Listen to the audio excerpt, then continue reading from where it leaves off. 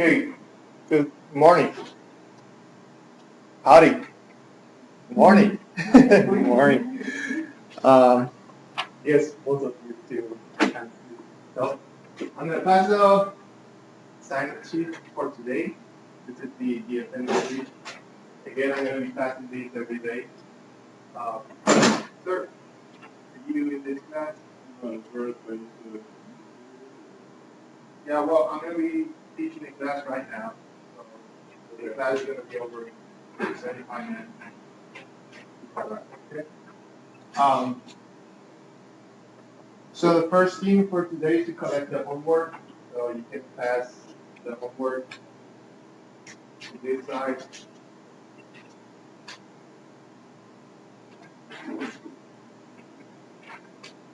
And again, the main thing about this homework is just to get a feel about what you know about this class, and also I wanted to know your schedule for the semester and all the things. So hope you were able to fill out those questions really quick. Okay, so for today, what we're going to be doing is a review on linear algebra. I think most of you already took this class. It's very important basic course for this particular topic, operational research. And you're going to be using linear algebra for solving some of the problems. So initially, what I decided to do was to go over this, just try to answer some of the questions that you still had about dealing with matrices and maybe some of the solution methods, such as the Gaussian method and so on. So that's what we're going to be doing in this lecture. It's going to be very math oriented, so you're not going to see a lot of engineering applications yet. But the idea is for you to answer those questions that you still have in practice and review some of the methodologies that you're going to be using from linear algebra in this class. Okay? So we'll spend this lecture, probably part of the lecture on Tuesday, going over this review. And from there, we're going to start basically looking at the material of this class. Okay, so the agenda, we're going to review matrices and vectors. We're going to discuss matrices and the systems of linear equations. Then we're going to discuss the Gauss Jordan method for solving systems of linear equations. And I just letting you know right now that this is the most important part from the review. I need you to understand how to solve linear equations using the Gauss Jordan method. Okay, so we're going to go over that. We're going to explain an example, and also you're going to have the opportunity to work on a problem in class. So that's going to be your first lab. So after the discussion of the Gauss Jordan method, I'm going to give you a problem. You're going to work in pairs together, try to find out the solution. Very simple problem. And then we're going to discuss that problem. Okay, so I just want to find out, give you some practice and find out if you understand how to solve linear equations using this method. Then, these are the three last topics, the linear independence and linear dependence, the how to get the inverse of a matrix, and the last topic is the determinants. Okay, so I believe today we're going to be able to cover up to here, and then we're going to leave these three topics for next time. So the objectives for this lecture want you to be able to describe matrices and vectors with basic matrix operation, the summation, multiplication, and so on. Want you to be able to describe matrices and their application to modeling systems of linear equations. Should be able to explain the application of the Gauss Jordan method for solving systems of linear equations. Explain the concept of linear independence and dependence, and describe the method of computing the inverse matrix. So for this part, you need to know how to use this method. So you'll be using the Gauss Jordan method to compute the inverse of a matrix. And the last part is to describe the method of computing the determinant. Okay, so let's start from the basic. The first topic is matrices and vector. So a matrix is a rectangular array of numbers. Okay, so that's the first definition. And you can have different sizes and type of matrices. For example, this is a 2 by 2, this is a 2 by 3, and so on. This one in particular is what we call a vector, and we're going to discuss that later. A typical M times N matrix having M rows and N columns. So these are the rows for a matrix going this way, and the columns are the ones going this way. So usually we use M to denote the number of rows and N to denote the number of columns. So we refer to M times N as the order of the matrix. So for this matrix, we have a 2 by 2. That's the order of that matrix. And for this one, we have a 2 by 3. That's the order of that matrix. So, okay. So the number in the if row in J column of A matrix is called the ij element of A, and is written as A subscript ij. So again, we use I to denote the rows. So this is I1, this is I2, this is I equals M, and we use J to denote the columns. So this is J1, J2, and J equals M. Okay, so if we want to refer to a particular element of the matrix, we can use this notation to find that element. So if you want A to 2, you know that we go here I equals 2, J equals 2, and that's the element. Okay, easy, right? Any questions? So these are two important concepts. The order is in terms of the number of columns and number of rows. And the element is basically like the coordinate that you will find a particular element depending on the number of rows or the number of columns. Two matrices A and B are equal if and only if A and B are the same order, and for all i's and j's, the values are the same. So in this example, we have A equals this matrix, in which we have 1, 2, 3, and 4. So in order for B to be equal to A, you're gonna need the same values for X, J, Y, X, Y, W, and Z.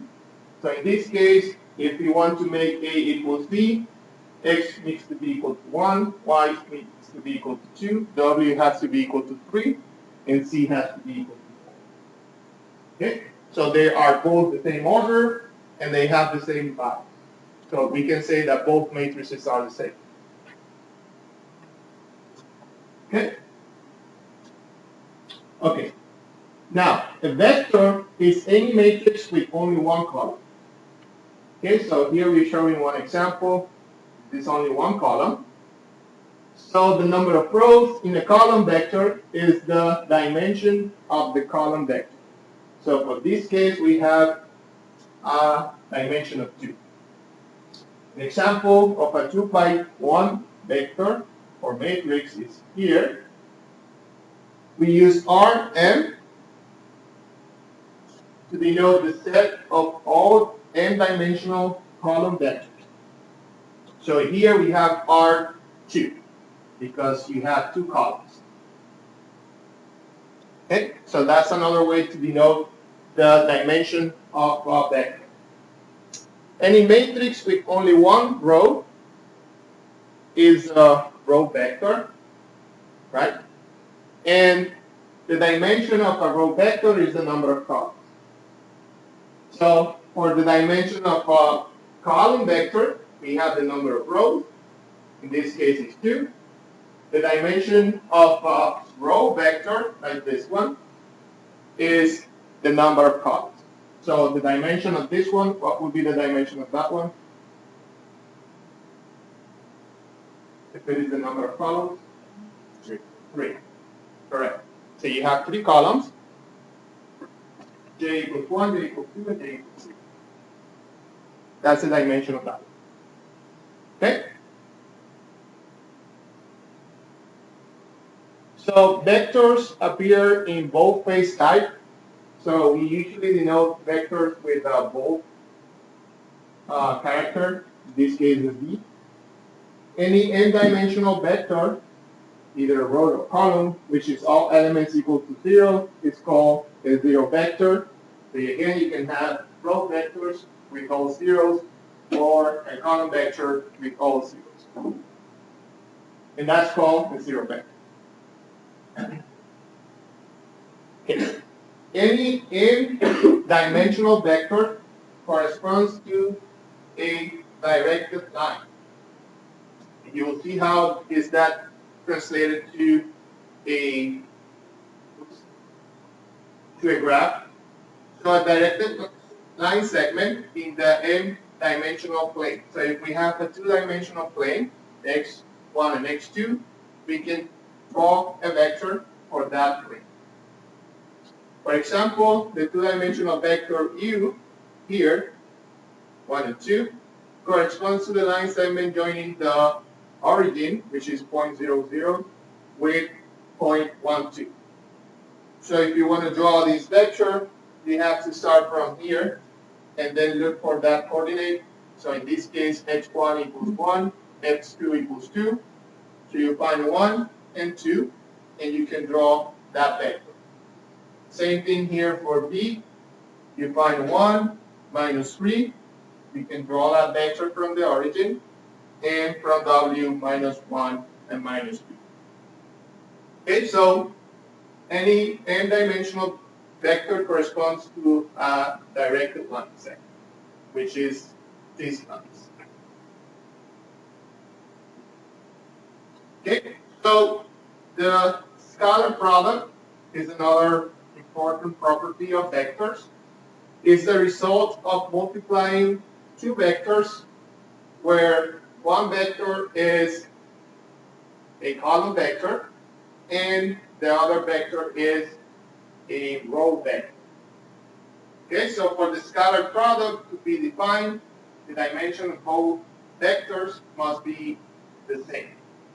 So if you want to find the scalar product, you need to have the dimension for both vectors equal dimension. So the way you find the scalar product is the following. You have 2 vectors, u and v. Then you multiply the first element of u times the first element of v. Then you add the second element times the second element of the second vector, and so on. So here I have an example, and we're going to find the scalar product of the following 2 vectors. Again, the first thing you need to find out is if both of them have the same dimension. So the dimension of this one, what is the dimension of u? Dimension of u, this is a row vector, so it's the number of columns. So what is the dimension of u? 3. And for this one? 3, because it's the number of rows. So in order to find the scalar product, then you'll do the following is u times v, and that equals 1 times 2 plus 2 times 1 plus 3 times 2. And that is equal to 10. So the scalar product of these 2 vectors equals 10. Any questions? Simple, right? You just multiply this element times this one, you add this element times this one, and add this one times this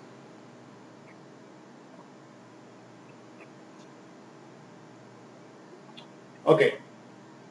We can also do the scalar multiplication of a matrix. So here we have matrix A which is 1, 2, minus 1, and 0. If we want to multiply that times a constant, in this case 3, this matrix will become a 2 by 2, but the elements are 3, 6, minus 3, and 0. You understand why? Because just multiplying this times the values of the matrix. That's the scalar multiple of a matrix. Okay, so it's 3 times 1, 3, 3 times 2, 6, 3 times minus 1, minus 3, and 3 times 0 is 0. We can also do the addition of two matrices. Following way, we can find a new matrix C by adding the elements of matrix A and matrix B. So we're going to have the elements corresponding to the same position. So we're going to add this element plus this one, this element plus this one, and so on. So if we have the same dimension matrix, we can find a new matrix C by adding 1 plus minus 1, these two elements, 2 plus minus 2, these two, 3 times 3 plus minus 3. Then we have 0 plus 2, minus 1 plus 1, and minus 1 plus minus 1.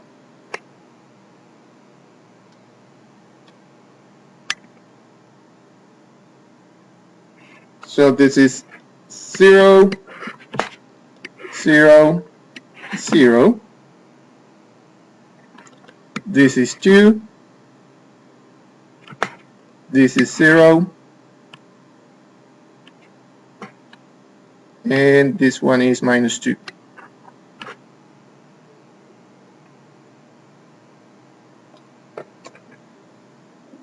Any questions? Very simple, right?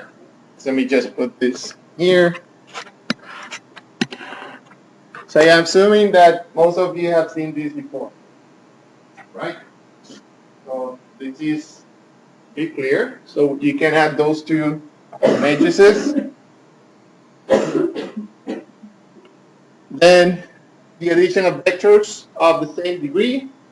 Vectors might be added using the parallelogram law or by using the matrix addition. So the addition of two vectors of the same degree, you have this row vector 2, 1, and this row vector 1, 2. Again, you add the elements from the same position, so you have 2 plus 1 and 1 plus 2. So this is 3 and 3. So when you add these two vectors, 1, 2, and 2, 1, then you get this new vector, which is in between, with coordinates 3, 3. Okay, so you are adding 2 and 1 for the first element, and 1 and 2 for the second element.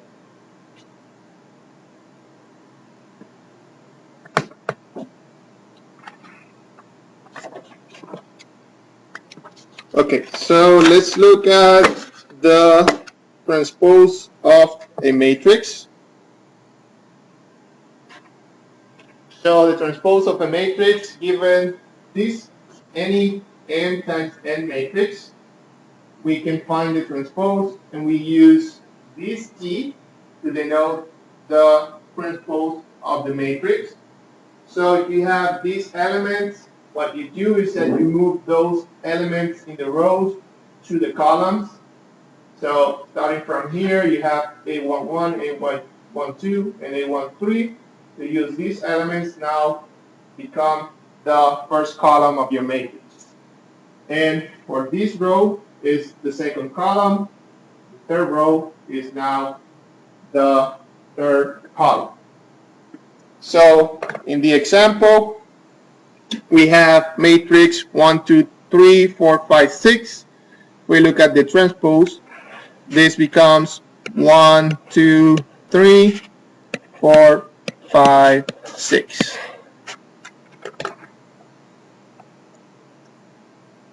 Okay, so we move the first row to the first column, second row to the second column.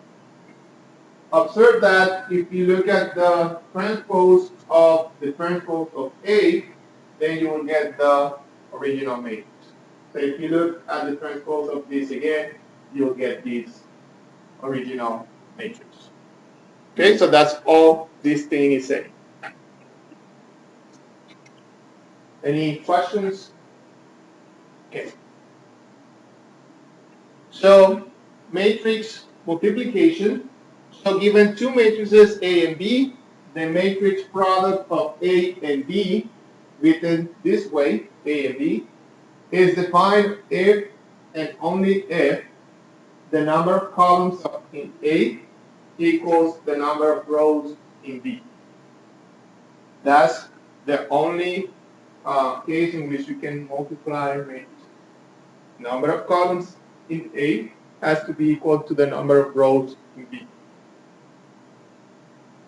The product of this multiplication is the M times N matrix C, whose ij element is determined as follows.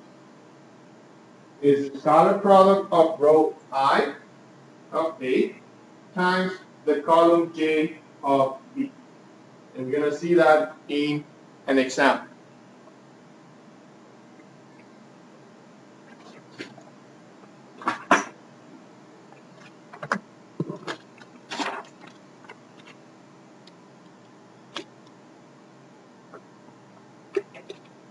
Okay, so everybody got that? Okay, so the scalar product of those elements. So let's look at this example. So we have A and B. So the number of rows equals the number of columns. So we can multiply this. So let's start with the first element of matrix C. I'm going to call that C11. So what you do is you multiply the scalar product of these three times the scalar product of this first row. So you do 1, 1, 2 times 1, 2, 1. And that is 1 plus 2 plus 2, which equals 5. So C11 is the first element of this new matrix. It is 5. Okay. Now we do the second element in the same row. So I'm doing C12. So let me call this 1, 2, 1, 2. So C12 equals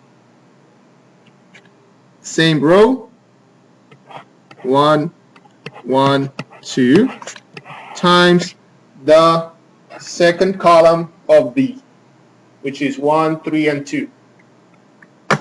So this is 1, 3, and 2. And if you do the scalar product of this, this is equal to 8. So 8 is the second element on this matrix. And we do the same thing now using the second row of A. We're going to multiply this times the first column, and we're going to find this element. Then this row times this column, and we're going to find this element. So we have C21 equals 2, 1, 3 times 1, 2, 1. And this is 2 plus 2 plus 3, which is equal to 7. So this is 7. And the last one is C22, which is 2, 1, 3 times 1, 3, 2. And this equals 11.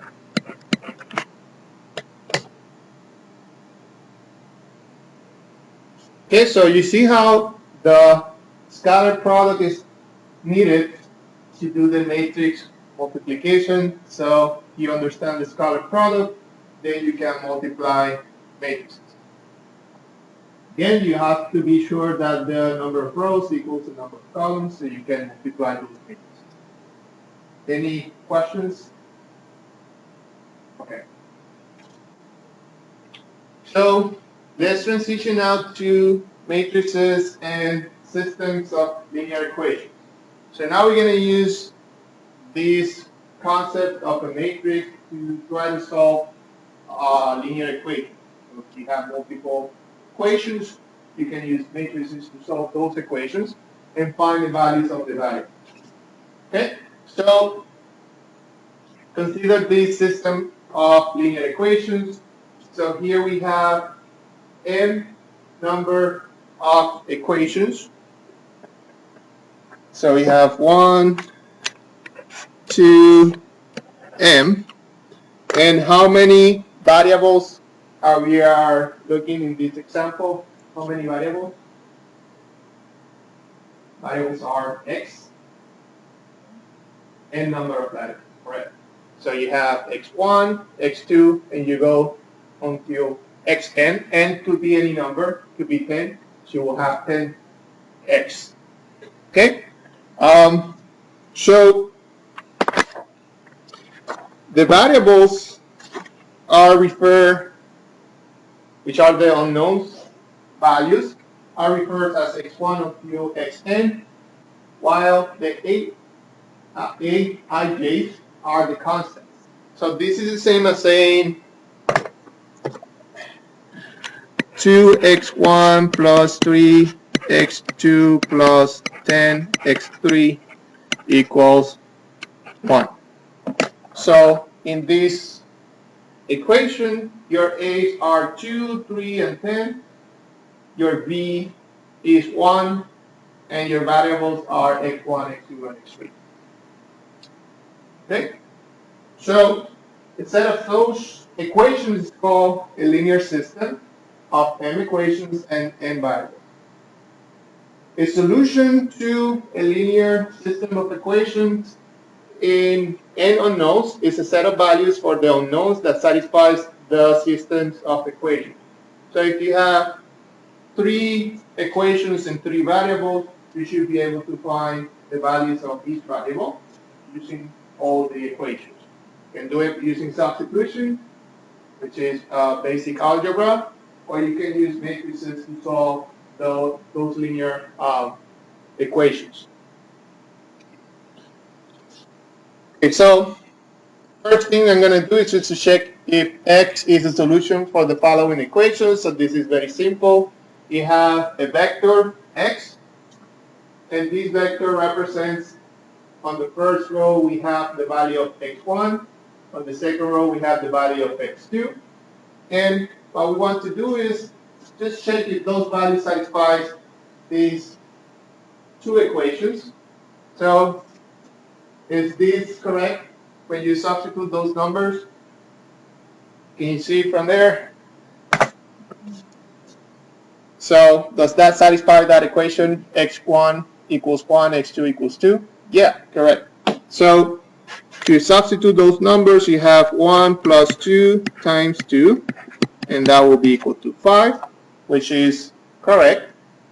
And if you use substitution for the second one, you have 2 times 1 minus 2 equals 0. So these 2 equations are satisfied by this value of x, or that vector. Okay? So let me put here, okay, and okay.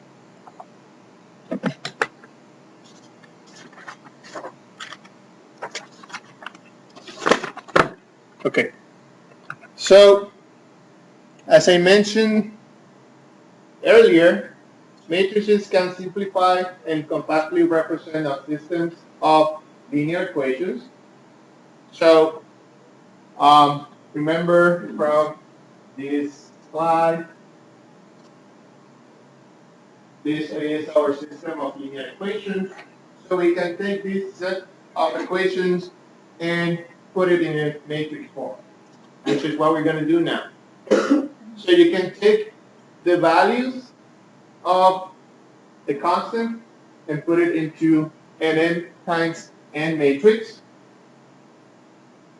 and that's your matrix A. You can create a column vector for your variables, and you can create a column vector for your B values. So a system of linear equations may be written as A times X equals B, and it's called the matrix representation. So this matrix representation is the same as the system of linear equations that I showed you on the previous slide.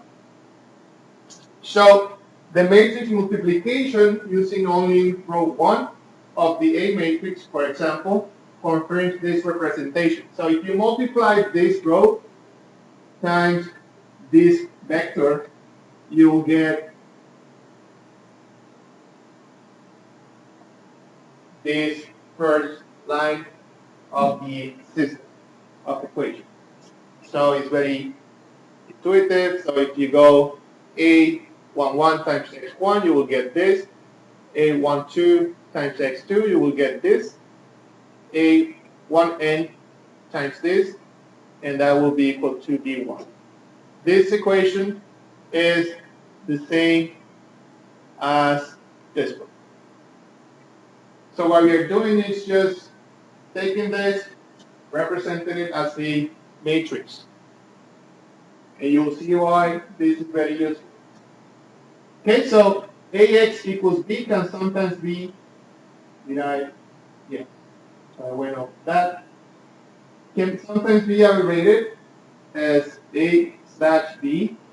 For example, if you have the matrix A for your constants, X for your variables, and B, then you can write that matrix in this form, and that's called the abbreviated matrix. So you have your A matrix slash your B vector.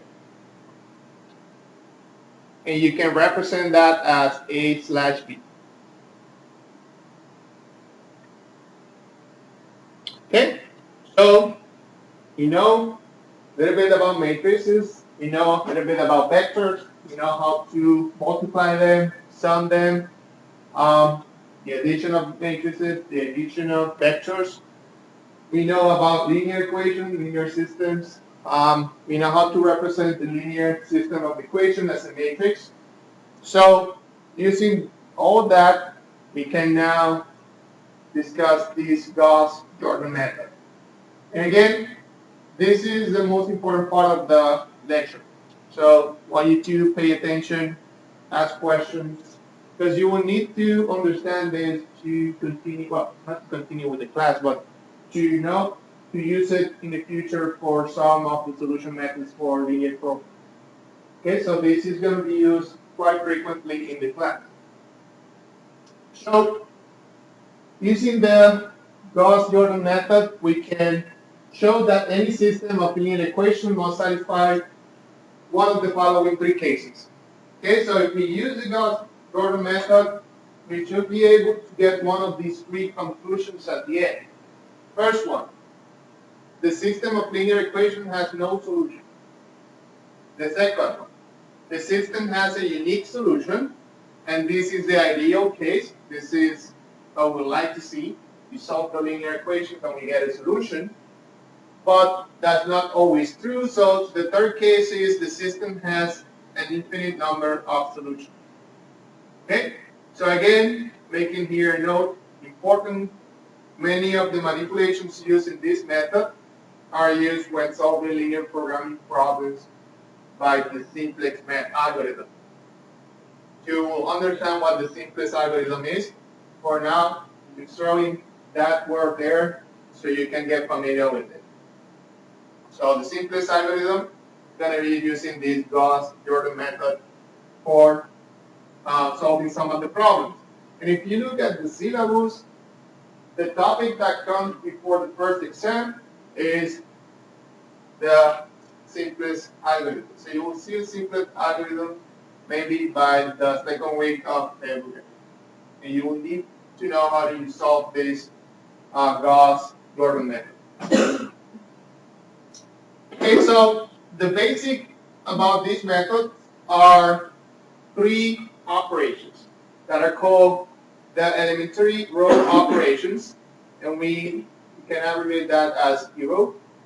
So an ERO transforms a given matrix A into a new matrix A prime via one of the following operations. So we have three operations again. The first one, matrix A prime is obtained by multiplying any row of A by a non-zero scalar. So you can multiply any of the rows by 3, 2, 1, depending on your need. Okay, so you're going to use a integer value or a fraction to modify that matrix A to a new matrix A prime. The second one is you can multiply and add that multiplication to another row in the matrix. Okay, so that will also help you modify the current matrix. And the last one is to interchange some of the rows. So you can move row 1 to row number 3 and 3 to row number 1 and so on. So these are your tools. These are the three tools you have to use for the Jordan-Gauss or the Gauss-Jordan method. Okay, so finding the solution using the Gauss-Jordan method. So we're going to use an example, and you can take notes while I'm explaining. So the Gauss-Jordan method solves the linear equation system by utilizing the elementary rows operations in a systematic fashion. So the steps to use the Gauss-Jordan method with the example are shown below. Okay, so I'm going to go step by step explaining this. So this is the example we're going to use. We have our matrix A here. 2, 2, 1, 2 minus 1, 2, 1 minus 1, 2. And we have our row, our vector, column vector here, B. So the first thing you're going to do is to change this to the augmented matrix representation, which is this one. So you put in this part of the matrix here and this B vector here. That's the first part of the first step of the method. So using this, we can now start looking at the method itself. So again, the method uses elementary row operations to transform the left side of A, this left side, to an identity, that's a typo there, identity matrix.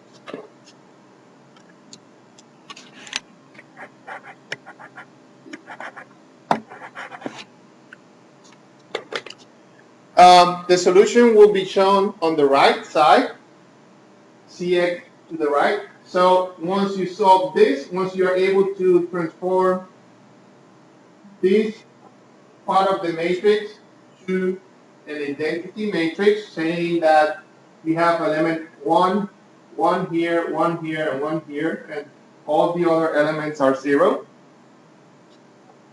then the values that are listed in this side are the values for your variable, or your x. So at any stage, define a current row, a current column, and a current entry. Usually what we do is we start with this first column and this first row, and we use this element, and we try to solve or to change this value to a 1. And then we try to change this value to 0, and then we move to this column, change this value to 1, change these two to 0, and then we move this column, make this one 1, and make this one and this one 2. So we can have our identity matrix. Okay, so begin with row 1 as the current row, column 1 as the current column, and A11, which is this one, as the current entry. If the current entry is non-zero, use the elementary row operations to transform the current column to this, to a 1, 0, 0 deck. Okay, so that's our goal for the first part of the method. We want to change this column to this column. And we're going to use the elementary row operations to do that. How many of you have seen the Gauss Jordan method before? Okay. Most of you? Good. So let's get started. So let me write the original matrix here so we can know what the first matrix is. So we have 2, 2, 1, 2, minus 1, 2, 1, minus 1, 2, 9, 6, 5. So that's the first matrix, or our original values are here. So what will be the first thing you will do to make this number 1?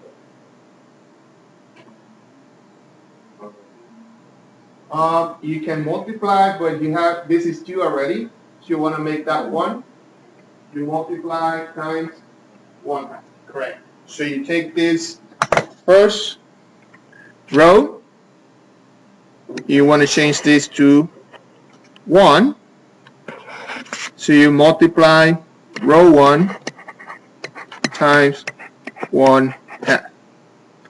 So here, this is what we are doing. If you multiply this first row times 1 half, you get 1, 1, 1 half, and 9 over 2. Here?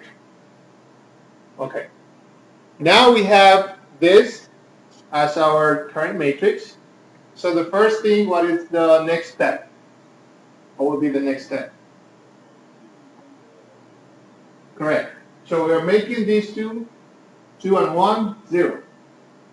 Okay, so in order to make the second element, or number 2, equal to 0, we're gonna multiply this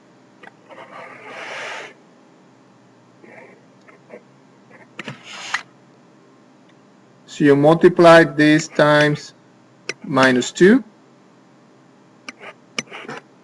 and then sum row 2.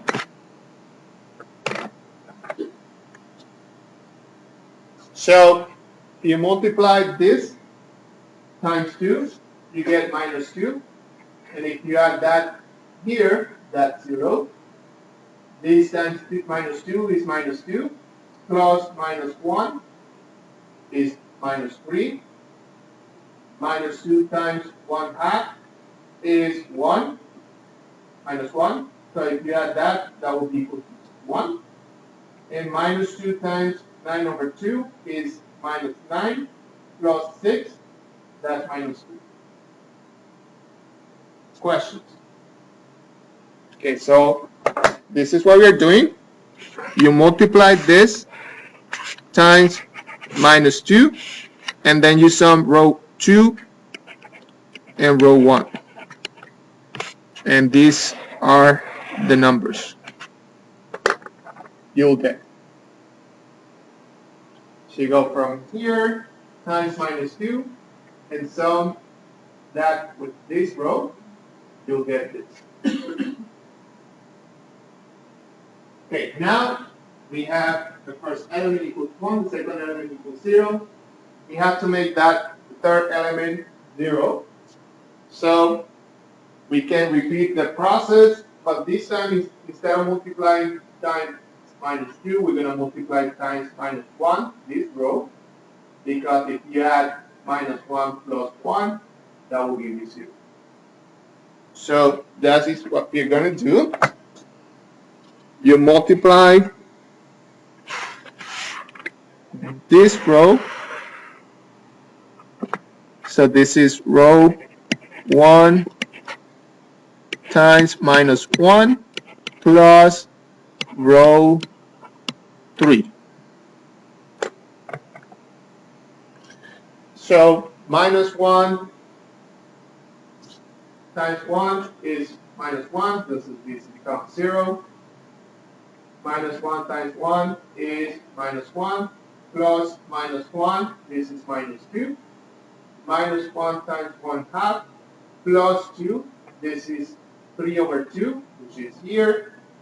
Minus 1 times 9 over 2 is minus 9 over 2 plus 5. That should give you 1. Okay, so now we are able to change this to 1, 0, 0. Are we done? No. We have to do the same thing now. Again, we want to make this side of the matrix an identity matrix. So now we have to change this number, minus 3, to 1. And this number 1 to 0, and this number minus 2 to 0. So let's continue. Before we get to that, this is, again, brief explanation of what we're doing. So then obtain the new current row and current column and entry by moving down 1 row and 1 column. So from here, we're going to move 1 and 1. So we're going to go to the element in the middle.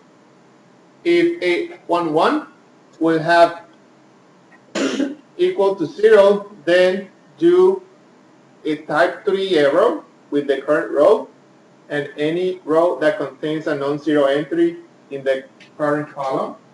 So what you do is, if you end up by having a 0 here and a 1 here, you can move that row to the top.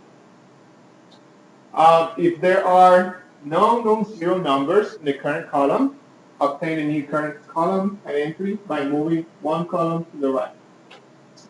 Step 3, if there's new current entry is non-zero, which is our case here, our new current entry is minus 3, so it's non-zero. We're going to repeat step 3 and use the elementary row operations to change that to 1.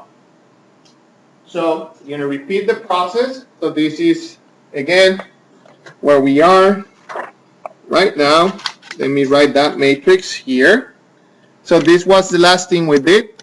A3, B3 equals 1, 0, 0, 1, minus 3, minus 2, 1 half, 1, 3 half, and we have 9 over 2, minus 3, and 1 half. Okay, so our next step is to make this minus 3 equals 1.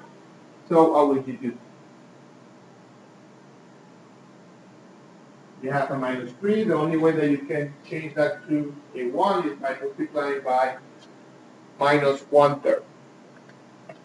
So you do row 2 times minus 1/3, and that will give you this. So you will have minus 1/3 times 0 is 0, minus 1/3 times minus 3 is 1, minus 1/3 times 1 is minus 1/3, and minus 1/3 times minus 3 is 1. So that's the new matrix. So now we're going to do our next step so we can change this one to 0 or this one to 0. So we're going to change this one first. So from here, you can easily see that if you add this one or minus 1 to this number, that will become is 0. So that's what we're going to do. We're going to multiply that row.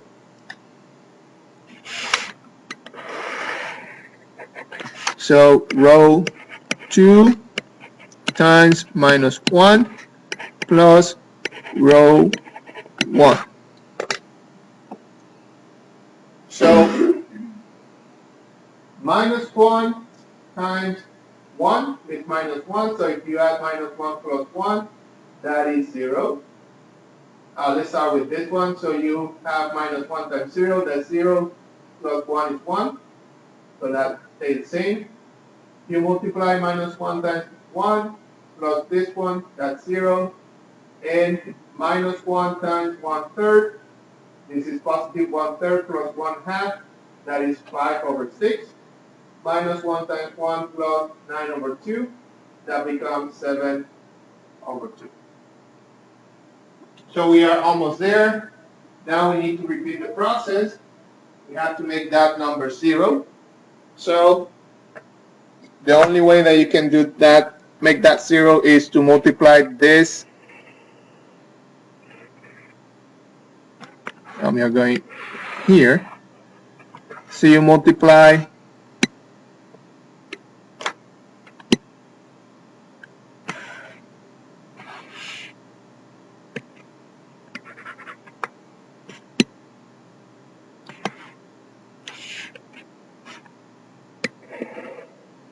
so you multiply this row by 2, row 2 times 2 plus row 3, and if you multiply 2, that's 0 plus 0 is 0. 2 is positive 2 plus minus 2 is 0. 2 times minus 2/3 is minus 2/3 plus 3/2 is 2, yeah, this is 5/6, and then 2 times 1 is 2 plus 1/2, that is 5/2. Okay, so again, we're able to change this second column to a 0, 1, 0 vector row, column vector. Now, what would be the last step? Just to move this way and make this 5/6 a 1, and then change minus 1/3 to 0 and 5/6 to 0. So I'm not gonna complete the exercise because it's essentially the same thing. So by repeating step 3 again for N3A33 and performing an additional 3 errors, this is the final augmented array. So we are able to get 1, 1, 1 in the diagonal, and we get these numbers for the last column. So my question for you is, what is the value of x2? Or x1, or what is the value of x1? x1 will be equal to 1, x2 equals 2, and x3 equals 3. Okay, so these numbers that at the end, these numbers in this side are the values for your variables. So x1, x2, and x3.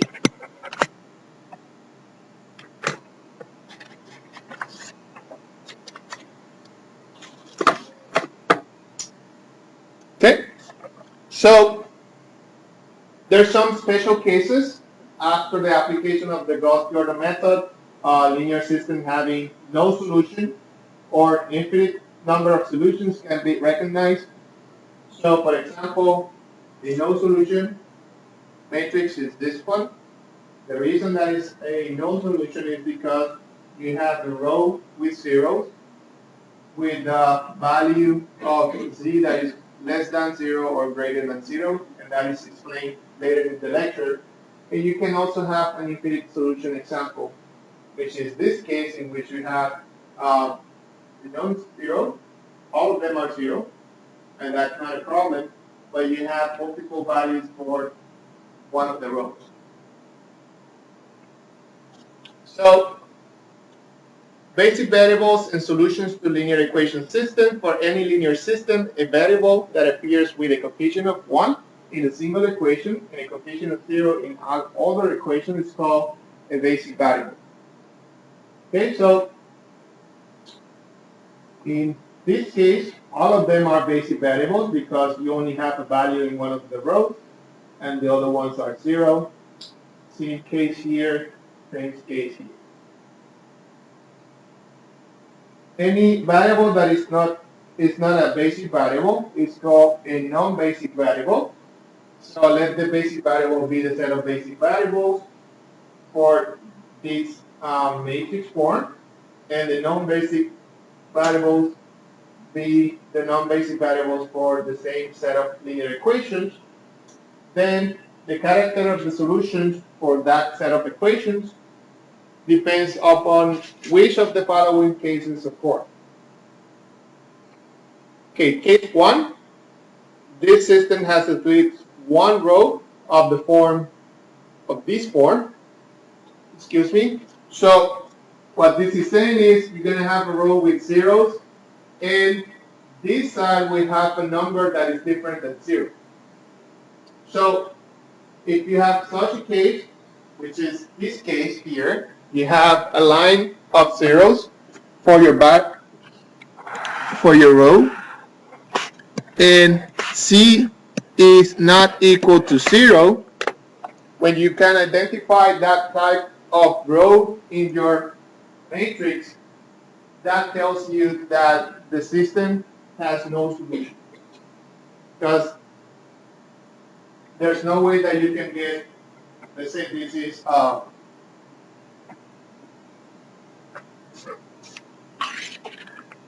x1, x2, x3, and x4, and this is saying that 0 plus 0 plus 0 plus 0 equals 2. So that means that 0 plus 0 plus 0 plus 0 equals 2. There's no way that you can get a solution for that equation. So that's why this system has no solution. In this case, you have all zeros equals 0. That makes sense. But there's no way that you can put a value of x here to get that number equals 0. Okay, does that make sense? So if you see that type of solution, that means that your set of equation has no solution. Okay, so in the matrix of 5, in this case, the criteria. So variables x1, x2, and x3 are basic, while x4 is a non-basic variable.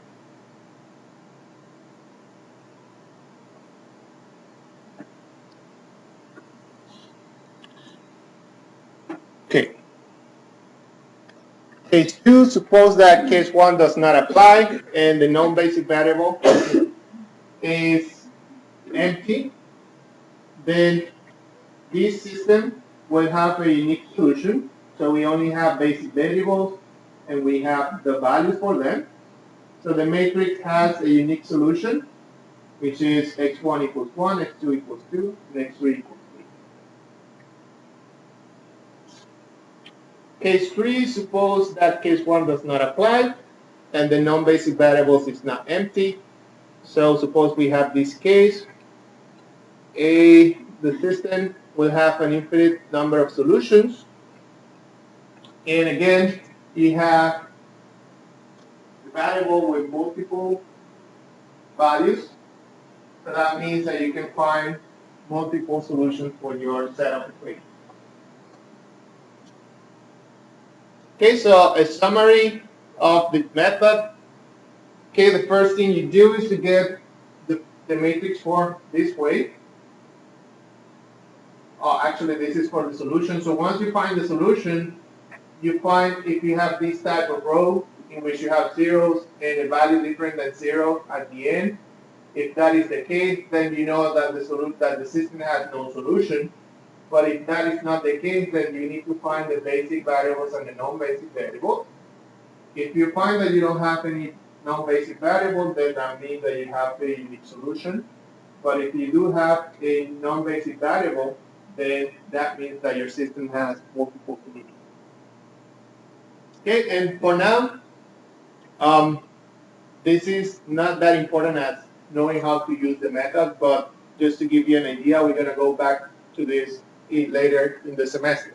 Okay, so by looking at once you solve the problem using the simplex algorithm, which I mentioned at the beginning of the class, then you need to be able to, using that table, you need to be able to identify the solution.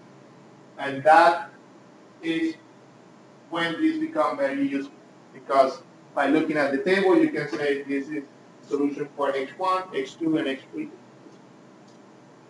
Okay, now it's time for you to work on a problem. So I want you to work on teams of 2. So we have 1, 2, 3, 4, 5, 6. Yeah, so 2 per team. Give you a sheet here. Basically, what I want you to try to do is to solve the problem using the Gauss Jordan method.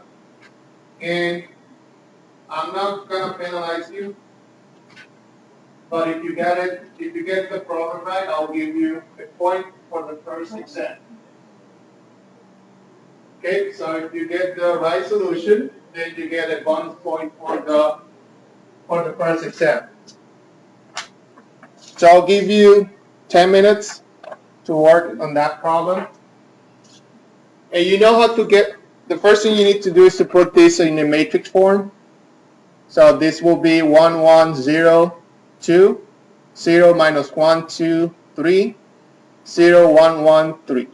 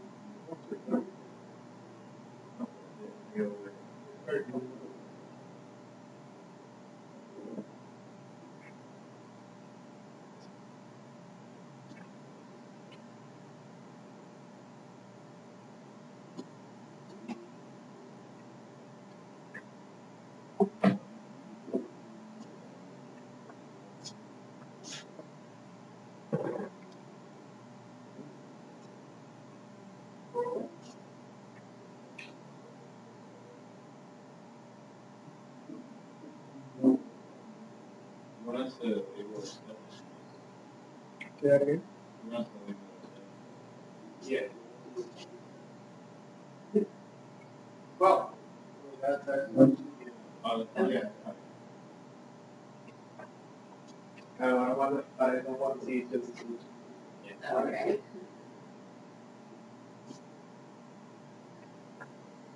I'm assuming that means on the test, calculators. No copy. Okay. Okay. Yeah. Here's the navigation. But you won't give us like a crazy problem. No, no. Okay, it's gonna be like very. It's something that you can do. I agree.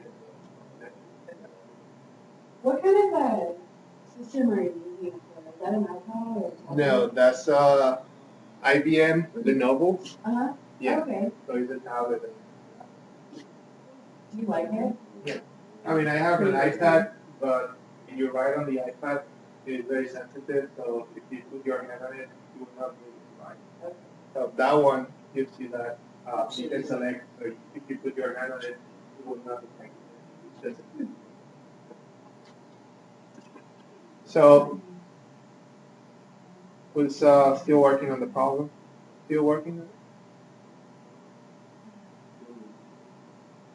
Done? Twice. Done. Because I'm going to correct this before this afternoon. So, you're done. Pass your paper.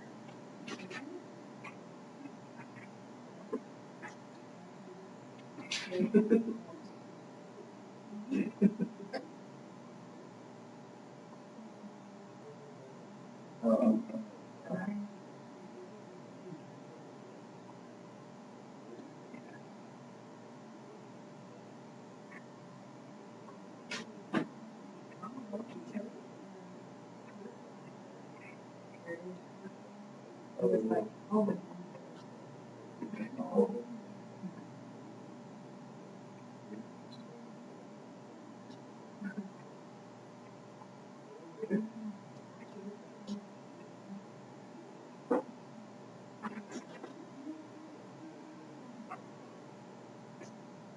I know.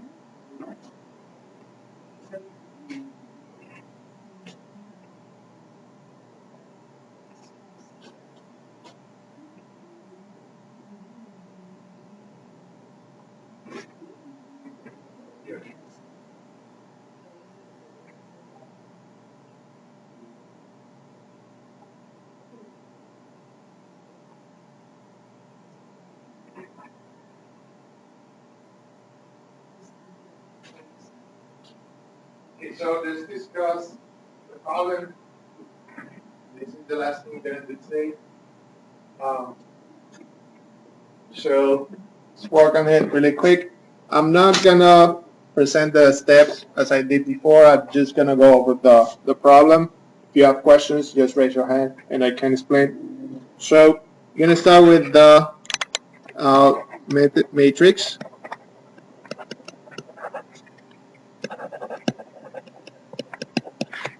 Okay, so that is this representation of the matrix. So you have 1, 0, 0, 1, minus 1, 1, 0, 2, 1, 2, 3, 3, So the first thing you're going to do is you already have this step completed. So you have to move this column. So you're going to move this. You're going to change this -1 to 1. So that's your first step. So that will be 1 0 0 1 1 1 0 -2 1 2 -3 and 3. Okay, so everybody understand what we did? Okay, so now we're gonna change this to 0. So what you do is you multiply this row times -1 and add that row to this row. So that is 1 0 0 0 1 1 2 -2 1 5 -3 3. From there, what is the next thing? Just change this to 0. So again, we perform the same operation, but for the third row. So that is 1 0 0 0 1 0 2 -2 3 5 -3 6. Okay, so we have the second column. Now we have to move the third column. We need to make this element equal to 1. So we multiply by 1/3, and that is equal to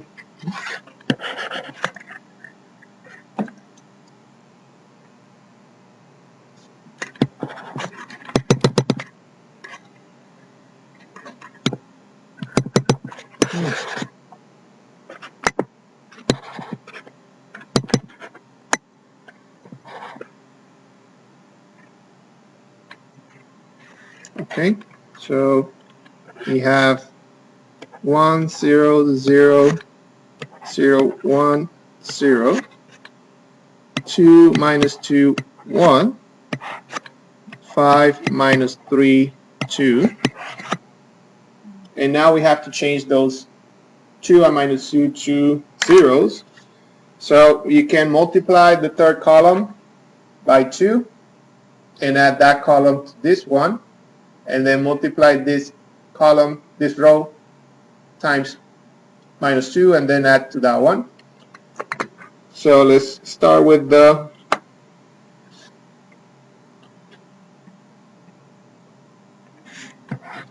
third one first,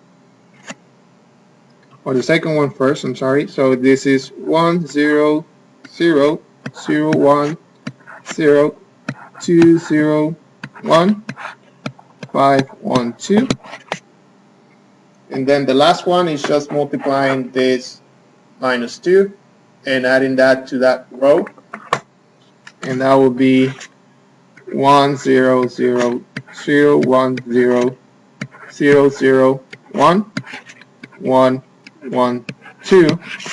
So x1 equals 1, x2 equals 1, x3 equals 2. Okay, any questions? Okay. So that's all for today. I'll see you on Tuesday, and if you have questions, I'll be in my office this afternoon, or you can email me or talk to me now after the lecture.